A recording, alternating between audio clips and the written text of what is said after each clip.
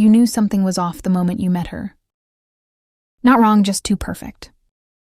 Too magnetic, like a beautiful warning you couldn't stop staring at. She didn't just walk into your life. She pulled you out of it. You laughed harder, thought deeper, felt more alive around her than anyone else. But beneath the connection, there was a tension, a quiet danger. Not in her words, but in the way she made you forget yourself. And that's what made her unforgettable. The more you got to know her, the less you understood her. You found yourself thinking about her constantly, replaying every glance, every silence, every subtle contradiction. She wasn't like the others. And that difference felt electric and terrifying. What if you weren't falling in love with her? What if you were being pulled into something deeper? Something you weren't ready to face? What if the real danger was inside you? Carl Jung didn't see love as a coincidence. He saw it as a confrontation. Not with another person, but with yourself. He believed we all carry a hidden side buried deep beneath the surface. The shadow, it's not evil. It's simply unknown, the thoughts you don't say out loud. The impulses you deny, the hunger you pretend doesn't exist. And the truth is, you don't choose who you're drawn to. The shadow does that. Woman who entrances you, haunts you, consumes your mind long after she leaves the room. She's not just a person, she's a reflection. She mirrors the parts of yourself you've never integrated. Your chaos, your rage, your longing for control, your unhealed wounds. That's why she feels dangerous. Not because she wants to destroy you, but because she brings you face to face with what you've spent your whole life avoiding. And the more she pulls you in, the more your shadow stirs. You tell yourself it's love, but it's recognition. You see yourself in her, even if you can't explain how. That's the kind of attraction that doesn't just excite you. It disorients you because she isn't your fantasy. She's your unconscious made visible. She doesn't walk into your life to soothe you. She enters like a storm. The kind of woman who makes your heart race and your logic vanish. You know she's not safe, but that's not what keeps you away. That's what pulls you closer. Carl Jung spoke of archetypes, ancient patterns that live in our unconscious. And one of the most powerful, most feared, most misunderstood is the dark feminine. She has many names: Lilith, the siren, the witch, the enchantress, but she is not evil. She is energy, unfiltered, unapologetic. She is the woman who doesn't bend to please you, who doesn't offer you peace. She offers you transformation. She awakens something deep and primal, a longing that feels both sacred and dangerous. You feel alive near her, but never grounded. She sees through you, challenges you, maybe even breaks you, and yet you can't look away. Why? Because she activates not the part of you that wants comfort, but the part that craves becoming. Men don't fall for her by accident. They fall because part of them wants the fire, the chaos, the unknown. She doesn't just reflect your shadow.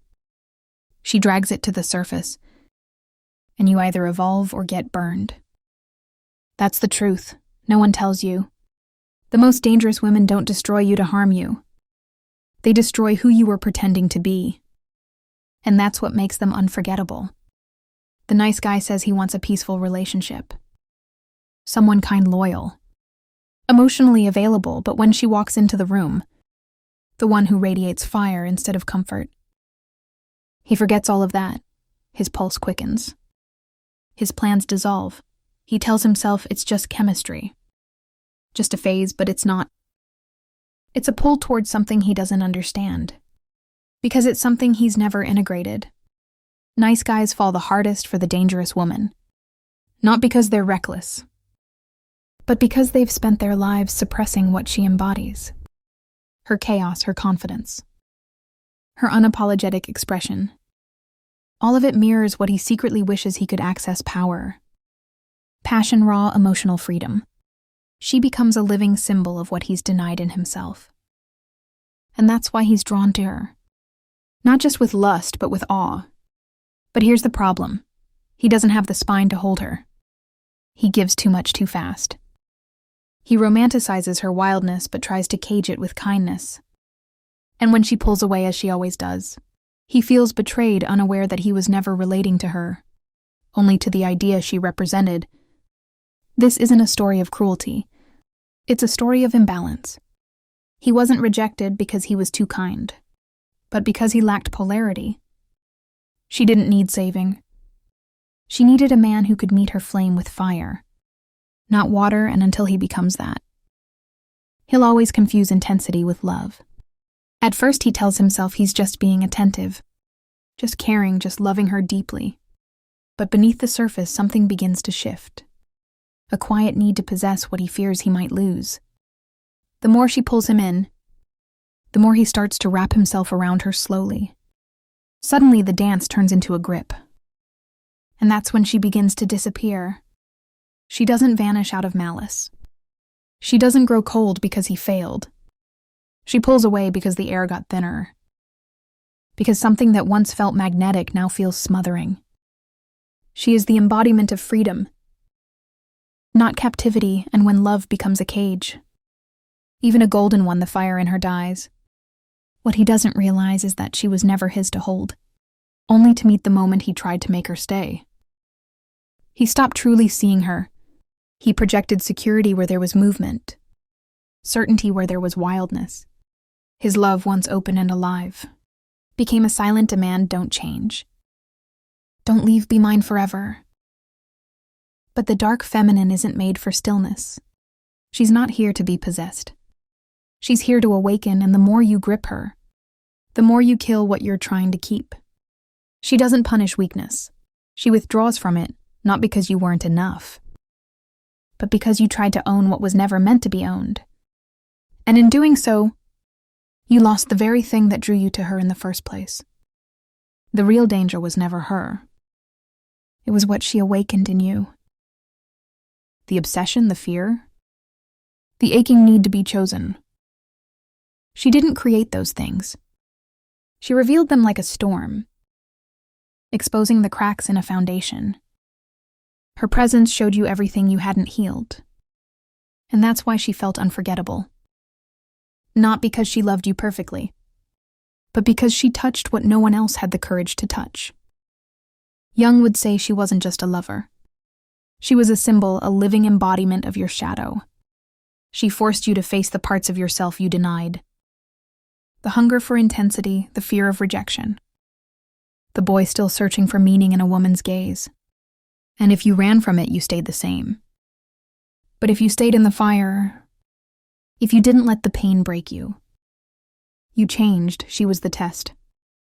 Not a lesson in love, but a rite of passage into yourself. And when you walk out the other side, bruised, yes, but awake, you no longer chase the flame. You become it, because now you know the real gift wasn't her. It was who you became in surviving her. Something shifts. You no longer see her as the answer to your longing, but as the reflection of a fire you've now claimed as your own. You stop chasing, not because you're bitter, but because you've remembered who you are. The man who once knelt now stands not to conquer her, but to face her, and in that moment, everything changes. She feels it. The chase is over, but the charge remains. You've stopped trying to possess her, and started embodying what once terrified you. Your own untamed depth. You've stepped out of the boy's role of pleading, and into the man's posture of presence. No longer worshipping her mystery. You carry your own now.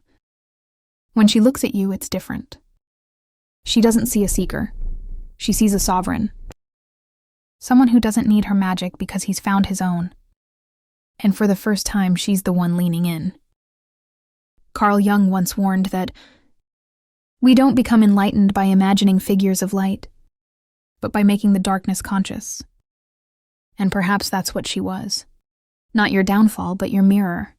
The dangerous woman didn't ruin you. She revealed you. She drew out the shadows you'd buried. The power you denied, the wounds you never dared to name. And when you finally stood, still in her fire, not running, not clinging, something ancient in you woke up. That's the paradox. She wasn't safe, but she was sacred. The love you thought would complete you actually cracked you open. And in that breaking, you found something better than comfort. You found wholeness. She didn't stay to save you. She came to initiate you because she was never the ending. She was the gate, and now you don't just survive the fire, you become it.